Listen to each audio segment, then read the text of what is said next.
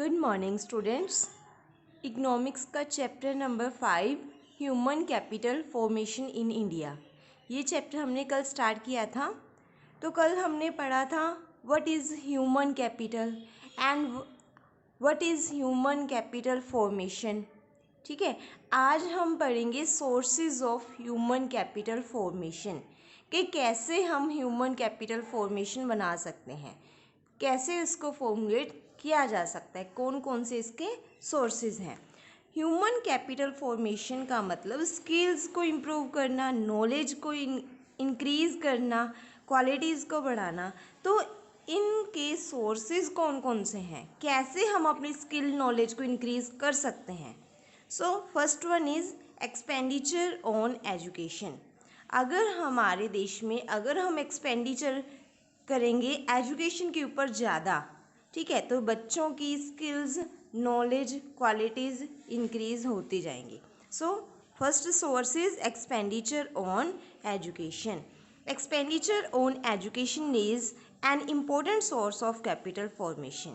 Education is an important source of human capital formation because it generates technical skill and create manpower which is suited for improving productivity. तो अगर हमें education मिलेगी तो हमारी technical skill है वो improve होती जाएगी, कैसे करना है, क्यों करना है, कितना करना है, तो हमारी जो प्रोडक्टिविटी स्किल है वो भी इंक्रीज़ होती जाएगी। It thus result in sustained economic development, और इंडिया की इकोनॉमिक डेवलपमेंट भी बढ़नी शुरू हो जाएगी। It tend to bring down birth rate. अगर हमें नॉलेज होगी कि बर्थ रेट बढ़नी चाहिए, कम होनी चाहिए, पॉपुलेशन का इंक्रीज़ होने का क्या हमारे देश की डेवलपमेंट के ऊपर इफ़ेक्ट पड़ रहा है, तो अगर हमें ये सारी नॉलेज होएगी तो उसका हमारे इंडिया कंट्री के ऊपर पॉजिटिव इम्पैक्ट पड़ेगा। It tend to bring birth rate down which in turns brings decline in population growth rate. तो बर्थ रेट कम होने से पॉपुलेशन ग्रोथ रेट भी डिक्लाइन हो जाएगी। It makes more resources available per person. अगर population कम होगी, ठीक है, तो जो पर पर्सन को जितने रिसोर्सेज अवेलेबल होने चाहिए वो इंक्रीज़ हो जाएंगे। फॉर एग्जांपल अगर एक फैमिली में 10 मेंबर्स हैं, ठीक है, तो दूसरी फैमिली में 5 मेंबर्स हैं, तो जो 10 मेंबर्स हैं उनकी अर्निंग कम होगी क्योंकि उनको एक हेड को कम मिलेगा क्योंकि खाने वाले ज़्यादा हैं। तो जिस फैमिली में कम मेंबर्स हैं उनको ज़्यादा मिलेगा, पर पर्सन उनकी अर्निंग ज़्यादा होगी। तो इसी तरह हम इंडिया की बात करें तो अगर पॉपुलेशन कम हो जाएगी, ठीक है, तो पर पर्सन की जो रिसोर्सेज है वो इंक्रीज़ हो जाएंगी। ओके, तो हम बोल सकते हैं ह्यूमन कैपिटल हम एजुकेशन से इम्प्रूव कर सकते हैं। Second is on the job training. अगर ऑन द जॉब ट्रेनिंग क्या होती है पहले ये समझो। ऑन द जॉब ट्रेनिंग मतलब वर्किंग प्लेस के ऊपर ट्रेनिंग प्रोवाइड करना। ओके, जैसे जो फील्ड है वहीं पे पर्सन को ट्रेनिंग देना, साइड में रूम में बैठ के नहीं देना, ऑफिस में बैठ के नहीं देना, फील्ड पे वर्किंग प्लेस पे ही ट्रेनिंग देना क्या है, ऑन द जॉब ट्रेनिंग है। जो ट्रेनिंग वर्किंग फील्ड पे दी जाती है वो होती है ऑन द जॉब ट्रेनिंग। सो अगर ऑन द जॉब ट्रेनिंग मिलेगी, वर्कर्स को ज़्यादा से ज़्यादा ट्रेनिंग मिलेगी तो उनकी स्किल, उनकी क्वालिटीज़, उनकी नॉलेज बढ़नी शुरू हो जाएगी। Third is expenditure on health. Expenditure on health means अगर गवर्नमेंट हॉस्पिटल्स के ऊपर खर्चा करेगी, ठीक है, तो जो पर्सन हैं जो बीमार हैं उनको दवाइयाँ टाइम पे मिलेगी, उनका ट्रीटमेंट अच्छे से होगा, और अगर उनका ट्रीटमेंट अच्छे से होगा तो डेथ रेट कम हो जाएगी। ओके, डेथ रेट कम हो जाएगी, उनकी ट्रीटमेंट आसानी से होने लग जाएगी, तो हमारे देश की जो वो स्किल है तो ही वो ले पाएंगे, तो ही वो नॉलेज ले पाएंगे। अगर वो बीमार ही रहेंगे तो क्या स्किल ले पाएंगे, कोई नॉलेज नहीं ले पाएंगे। ओके, तो फर्स्टली हमारी हेल्थ इम्प्रूव होना बहुत ज़रूरी है। So we can say that expenditure on health is very important for the human capital formation in any country. Fourth is migration. Migration का मतलब है एक कंट्री से दूसरी कंट्री में चले जाना, सॉरी, या फिर हम बोल सकते हैं एक विलेज से एक सिटी में चले जाना, जहाँ पे उसको अच्छी वर्किंग कंडीशन मिल रही है, अच्छा लाइफस्टाइल मिल रहा है, अच्छी सैलरी मिल रही है, तो हम क्या करते हैं, जब अच्छी जॉब की सर्च में एक जगह से दूसरी जगह पे शिफ्ट हो जाते हैं तो उसे बोलते हैं माइग्रेशन। क्लियर है?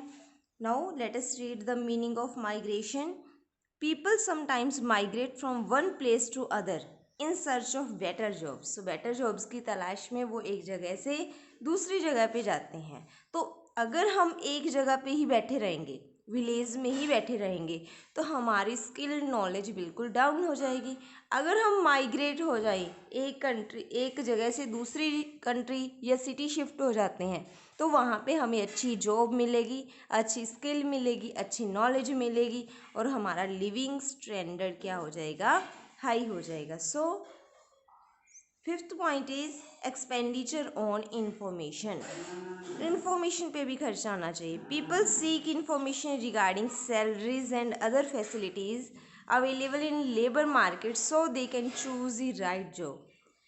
पीपल क्या करते हैं, इंफॉर्मेशन के ऊपर भी फोकस करते हैं। People seek information regarding salaries, कि कैसे हम अपनी सैलरी को इम्प्रूव कर सकते हैं, तो उस तरह की इंफॉर्मेशन लेना। जैसे हम गवर्नमेंट जॉब की तैयारी करते हैं, ठीक है, तो गवर्नमेंट जॉब की तैयारी करेंगे तो ही टेस्ट क्लियर होगा, तो ही हमें सैलरी अच्छी मिल पाएगी। तो उस तरह की नॉलेज लेने पे जो खर्चा होता है वो है एक्सपेंडिचर ऑन इंफॉर्मेशन। जैसे टैली सीखना हो गया, कंप्यूटर की बेसिक नॉलेज लेना हो गया, इंग्लिश सीखना हो गया, इंग्लिश वर्ड में, या फिर जैसे मैंने बताया गवर्नमेंट जॉब की प्रिपरेशन करना होगा। तो ये सब क्या है, एक्सपेंडिचर ऑन इंफॉर्मेशन, इंफॉर्मेशन को गेन करना।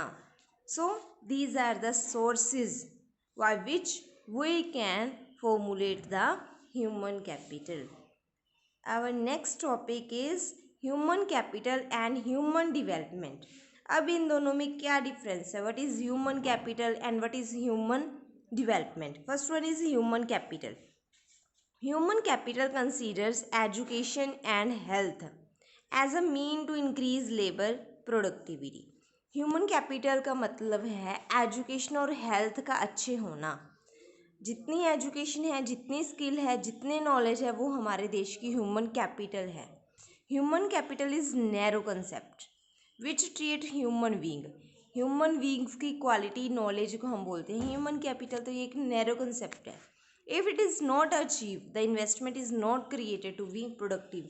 अगर हमें कोई नॉलेज स्किल ही नहीं ली तो पढ़ाई पे खर्चा किया भी क्या हो गया, बेकार हो गया। Okay, now human development. Human development is based on the idea that education and health are integral to human well-being. Health और एजुकेशन दोनों को ही हम क्या बोलते हैं, ह्यूमन डेवलपमेंट। ह्यूमन कैपिटल में सिर्फ और सिर्फ हम एजुकेशन को इंक्लूड किया था, ठीक है। अभी एजुकेशन और हेल्थ इंप्रूव होगी तो ही लेबर प्रोडक्टिविटी इंक्रीज होगी। बट यहाँ पे एक वेल बीइंग का होना भी बहुत ज़रूरी है।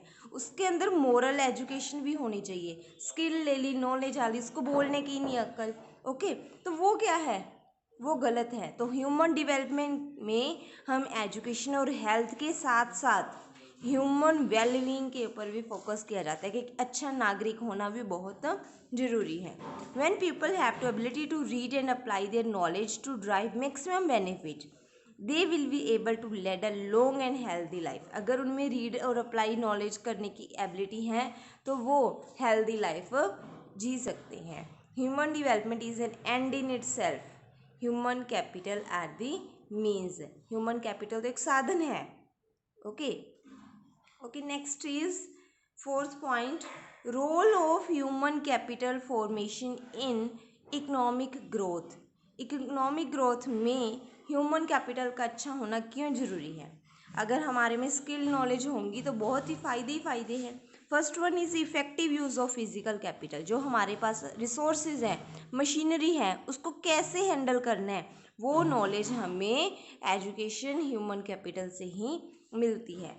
इम्प्रूव क्वालिटी ऑफ लाइफ, हमारी क्वालिटी ऑफ लाइफ क्या आ जाएगी, इंक्रीज़ हो जाएगी, क्योंकि हमें स्किल है, नॉलेज है कि कैसे हम अपनी लाइफ को ठीक कर सकते हैं। तो अगर हम पढ़ेंगे, लिखेंगे, सैलरी मिलेगी, अच्छी पे स्केल होगी, हमारी हेल्थ भी इम्प्रूव होगी और हमारी क्वालिटी ऑफ लाइफ भी इंक्रीज़ हो जाएगी।